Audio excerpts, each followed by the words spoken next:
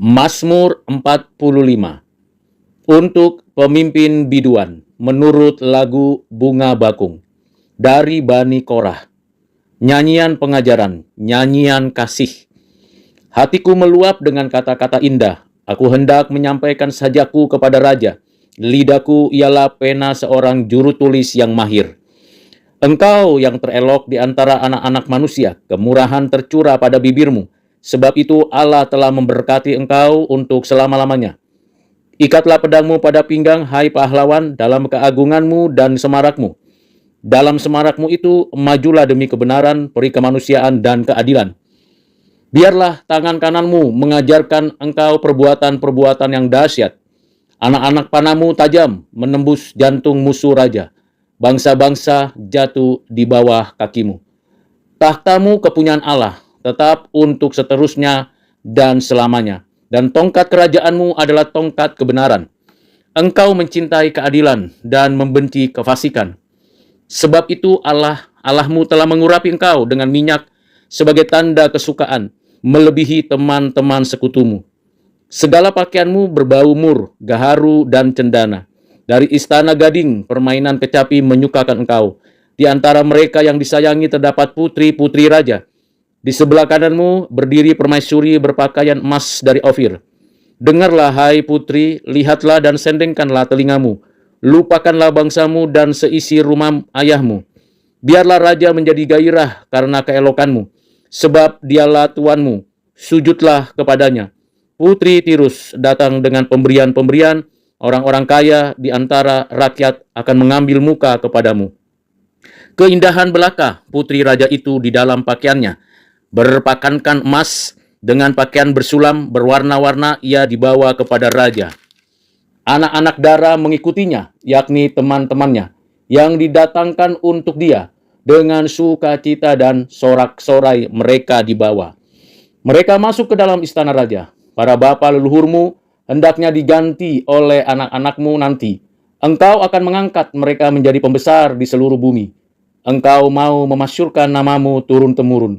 Sebab itu, bangsa-bangsa akan bersyukur kepadamu untuk seterusnya dan selama-lamanya.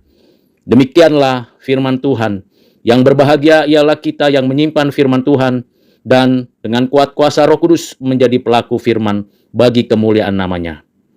Kita perlu mengetahui untuk mempelajari apa yang dimaksud di dalam Mazmur 45 ini. Menurut Matthew Henry, di dalam tafsirannya, Mazmur ini berkaitan dengan kemuliaan Mesias. Mazmur ini merupakan nubuatan yang sudah terkenal tentang Mesias Sang Raja. Mazmur ini penuh dengan kabar Injil dan hanya menunjuk kepada Dia sebagai mempelai laki-laki yang meminang jemaat bagi dirinya sendiri, serta sebagai raja yang memerintah di dalamnya dan memerintah untuknya. Ada kemungkinan bahwa juru selamat kita merujuk pada Mazmur ini ketika Yesus Kristus membandingkan kerajaan surga lebih dari satu kali dengan sebuah upacara perkawinan, yaitu upacara perkawinan raja, seperti yang tertulis dalam Matius 22 ayat 2 dan Matius 25 ayat 1. Kita tidak mempunyai alasan untuk berpikir bahwa Mazmur ini mempunyai suatu rujukan apapun pada pernikahan Salomo dengan putri Firaun. Seandainya pun saya berpikir menurut Matthew Henry bahwa Mazmur ini mempunyai rujukan yang lain selain pada perkawinan mistis antara Kristus dan jemaatnya, maka Matthew Henry menerapkannya pada perkawinan Daud sebab ia seorang prajurit perang, seperti yang digambarkan di sini tentang mempelai laki-laki. Sedangkan Salomo bukan. Namun demikian, Matthew Henry memandang bahwa yang dimaksud dalam Mazmur ini adalah murni dan hanya tentang Yesus Kristus. Tentang Yesus Kristuslah sang nabi berbicara di sini. Tentang Dia dan bukan tentang orang lain. Dan kepadanya lah Mazmur ini diterapkan dalam perjanjian baru. Dalam Ibrani pasal 1 ayat 8. Dan tidak bisa dipahami sebagai berbicara tentang orang lain. Tentunya di dalam ayat 2 dijelaskan hal-hal yang berkaitan dengan siapa yang dibicarakan dalam Mazmur ini. Pertama, tentang mempelai laki-laki yang adalah seorang raja.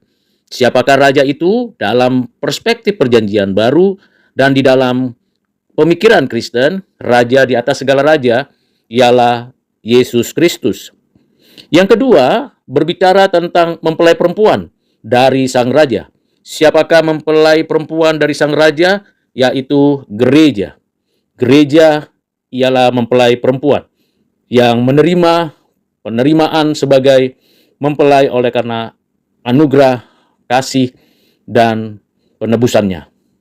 Jadi kalau kita perhatikan, maka kita harus melihat, mencermati arti kata yang tertulis mengenai kata sosanim sebagai sebuah alat musik yang bersenar 6, di mana itu menggambarkan bunga mawar yang dari Saron dan bunga bakung di lembah-lembah.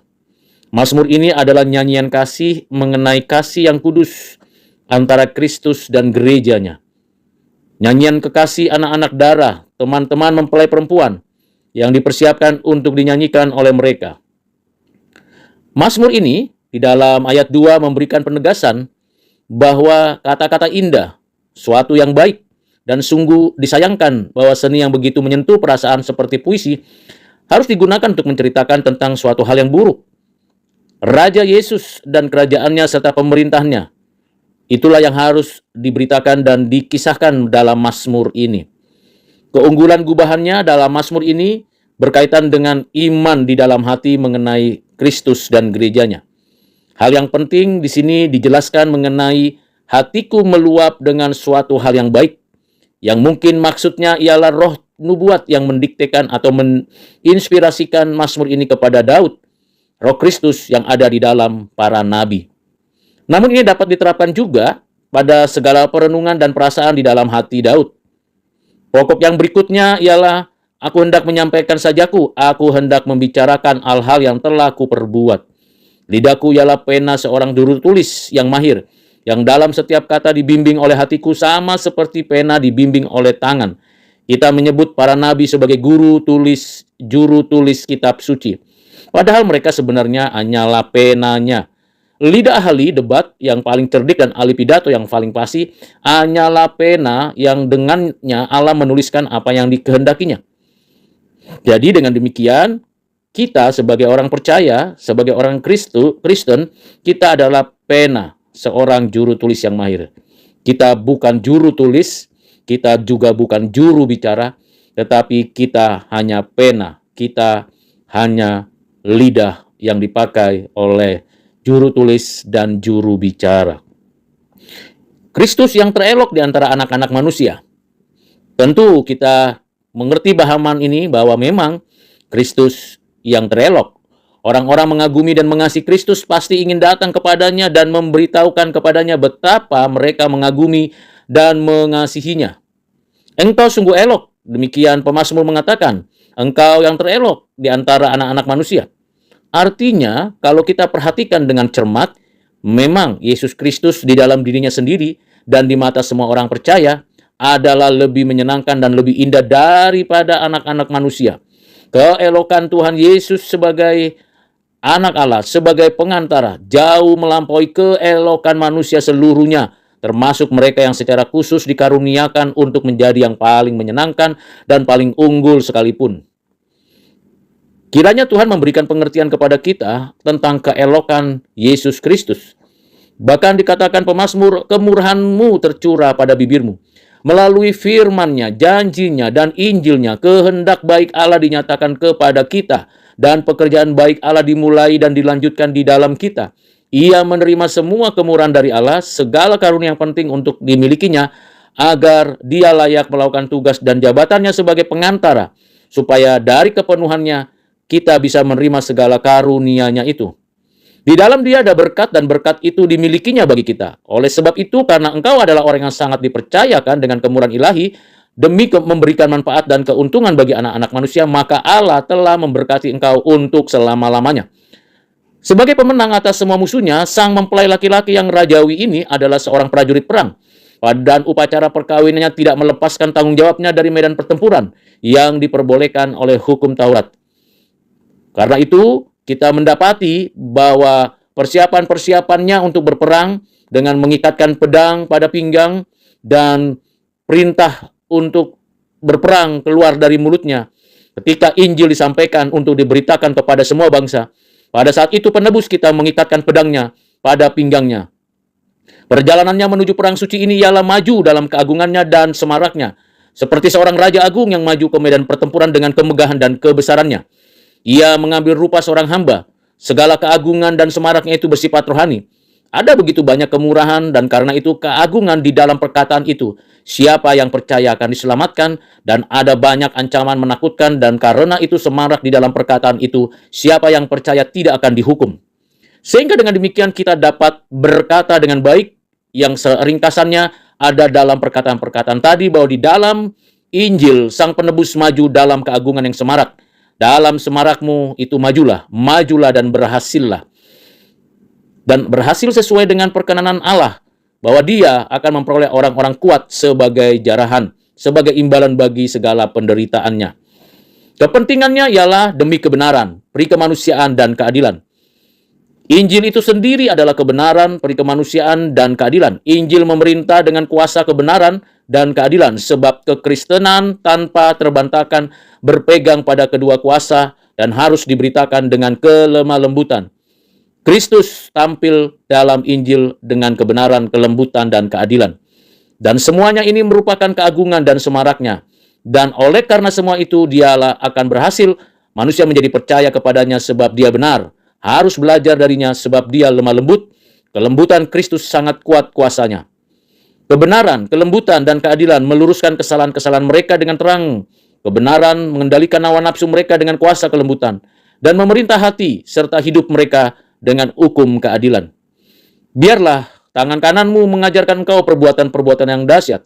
Engkau akan mengalami kuasa ilahi secara menakjubkan yang menyertai Injilmu untuk membuatnya menang, dan dampaknya yang ditimbulkannya adalah perbuatan-perbuatan dahsyat. Untuk mempertobatkan dan membawa jiwa-jiwa kepadanya, ada perbuatan-perbuatan dahsyat yang akan dilakukan. Dalam penaklukan alam maut dan antek-anteknya, dalam kehancuran agama Yahudi dan agama kafir, perbuatan-perbuatan dahsyat akan dilakukan yang akan membuat orang mati ketakutan karena kecemasan, dan pembesar-pembesar serta perwira-perwira akan berkata kepada gunung-gunung dan kepada batu-batu karang agar runtuh menimpa mereka. Karena itu, sebagai orang Kristen kita menyadari bahwa orang-orang yang oleh tabiatnya menjadi musuh-musuhnya akan dilukai seperti itu. Orang-orang yang bersikeras dalam permusuhan mereka akan dilukai seperti itu. Bagaimana selanjutnya penyataan dan pengajaran Yesus tentang apa yang dituliskan dalam Mazmur ini? Dalam Mazmur 45 ayat 6-9 memberi penegasan keagungan dan kemuliaan Kristus. Di sini memenuhi taktanya dengan penghakiman. Takhtamu kepunyaan Allah tetap untuk seterusnya dan selamanya. Namanya yang jauh lebih indah daripada nama para malaikat. Sang pengantara adalah Allah, sebab kalau tidak, Dia tidak akan bisa mengerjakan pekerjaan pengantara maupun tidak layak untuk mengenakan mahkota pengantara. Kekekalannya, kita perlu perhatikan bagaimana pemerintahnya tetap untuk selama-lamanya, seterusnya dan selamanya. Keadilannya, tongkat kerajaanmu, jalannya pemerintahanmu adalah benar, tepat sesuai dengan kebijaksanaan dan kehendak kekal Allah, yang merupakan kaidah serta alasan yang kekal bagi adanya kebaikan dan kejahatan. Ia mencintai keadilan dan membenci kefasikan. Peneguhan dan pemuliaan pemerintahannya, sebab itu Allah Allahmu, menyebut Allah sebagai Allahnya, sebagai orang yang diutus olehnya, dan kepada kepala dari semua orang yang masuk ke dalam covenant dengannya, telah mengurapi engkau dengan minyak sebagai tanda kesukaan. Sebab itu roh Tuhan Allah padanya, Allah ada padanya, oleh karena Tuhan telah mengurapinya untuk membalas apa yang telah engkau perbuat dan derita demi menegakkan keadilan. Ia menghiasi istananya dengan semarak dan keagungan. Jubah kebesaran Kristus yang dikenakannya saat penampakan diri mendapat perhatian di sini. Segala pakaianmu berbau mur, gaharu dan cendana, minyak, tanda kesukaan. Istana kerajaannya terbuat dari gading, bahan istana yang pada waktu itu dianggap paling megah. Keindahan istananya bersinar sangat terang ketika kemegahannya dipertunjukkan kepada khalayak umum di istana. Orang-orang percaya secara khusus di sini dibandingkan dengan para wanita di istana yang berpakaian gemerlap untuk menghormati sang raja yang berdaulat. Di antara mereka yang disayangi terdapat putri-putri raja. Gereja-gereja secara umum yang terdiri dari orang-orang percaya khusus ini di sini dibandingkan dengan sang permaisuri itu sendiri, yaitu permaisuri raja yang dengan covenant kekal telah dinikahkannya. Sang permaisuri berdiri di sebelah kanannya, dekat dengannya, dan menerima penghormatan darinya dengan dandanan yang paling gemerlap. Berbicara tentang gereja, di dalam Mazmur 45 10-17 menjelaskan tentang kemuliaan gereja, dan dijelaskan di sana takhtamu tetap untuk seterusnya dan selamanya. Yang mengatakan kepada gereja berdasarkan perkawinannya dengan sang anak, dipanggilnya di sini sebagai putrinya. Raja gereja memberitahu dia tentang kewajiban-kewajiban yang diharapkan darinya. Dan raja gereja juga memberikan pernyataan dan memberikan pengertian bahwa raja gereja menyatakan hukum perkawinannya. Lupakanlah bangsamu dan seisi rumah ayahmu sesuai dengan hukum pernikahan, yang menunjukkan betapa pentingnya bagi orang-orang yang beralih dari agama Yahudi atau agama kafir kepada iman Kristus untuk meninggalkan seluruh ragi yang lama. Betapa pentingnya bagi kita semua ketika kita menyerahkan nama kita kepada Yesus Kristus untuk membenci keberdosaan dan apa yang dunia sayangi. Kita juga didorong untuk melakukan hal yang diperkenan oleh raja. Biarlah raja menjadi gairah karena keelokanmu. Artinya bahwa percampuran antara segala macam upacara dan adat yang dulu, apakah itu Yahudi maupun bukan Yahudi, dengan agamanya akan menodai keelokannya. Jadi tidak diperkenan oleh Tuhan sinkritisme atau percampuran antara yang duniawi dan yang surgawi. Kristus harus dipuja dan Kristus harus kita menunjukkan kepadanya rasa mengasihi dan menghormati dan menaatinya. Dialah Tuanmu, hai gereja. Sujudlah kepadanya. Gereja harus tunduk kepada Kristus seperti istri tunduk kepada suami. Ia harus memanggilnya tuannya supaya orang menghormati anak sama seperti mereka menghormati Bapa bagi kemuliaan Allah. Dengan demikian, gereja akan tampak semarak dan dipandang tinggi di mata semua orang. Karena itu, gereja harus menampilkan keindahan, bukan hal-hal duniawi. Kemuliaan gereja itu adalah kemuliaan rohani, dan itu memang kemuliaan dalam arti yang sesungguhnya. Secara lahiriah suka menonjolkan diri, itu bukanlah kemuliaan yang sesungguhnya. Tetapi gereja harus melihat yang tersembunyi dengan perhiasan yang tidak binasa. Karena pakaiannya yang gemerlap, walaupun segala keindahannya ada di dalamnya, yakni apa yang membuatnya benar-benar berharga, namun pakaiannya juga berpakaikan emas. Perilaku orang Kristen yang dengannya mereka tampak di dunia harus diperkaya dengan perbuatan-perbuatan baik, bukan dengan hal-hal yang ceria yang berlebihan, seperti tata rias yang terlalu mencolok, melainkan yang baik secara hakiki seperti emas. Gaun pengantinnya gereja harus bersulamkan warna-warna kebenaran Kristus, anugerah roh. Keduanya itu menakjubkan. Bagaimana anak-anak darah mengikutinya, yaitu gereja, supaya mengikuti dengan bijak, mempunyai minyak dalam buli-buli mereka, dan mereka telah bergabung dengan gerejanya. Kegembiraan yang akan menyertai dengan sukacita dan sorak-sorai dibawa setiap saat oleh gereja. Dan kita sebagai gerejanya patut bersukacita dan bergembira. Pujian terhadap perkawinan ini akan terus berlangsung dalam puji-pujian terhadap sang mempelai laki-laki yang rajawi. Aku akan memasyurkan namamu, Bapaknya telah memberi nama di atas segala nama, tetap selama-lamanya. Sang penebus, marilah kita meneruskan ingatan akan dia kepada angkatan-angkatan selanjutnya, agar namanya tetap untuk selama-lamanya dan terus ada sepanjang segala masa di surga. Dengan pengertian dan pengajaran yang sudah disampaikan oleh Matthew Henry di dalam pemahamannya mengenai Mazmur 45 ini, kita menyimpulkan pertama, Yesus adalah Raja Gereja satu-satunya pengantara manusia dengan Allah. Yesus yang menyatakan kebenaran, keadilan, dan damai sejahtera. Gereja harusnya memuja Kristus Raja Gereja, bukan dirinya, bukan keelokan dunia.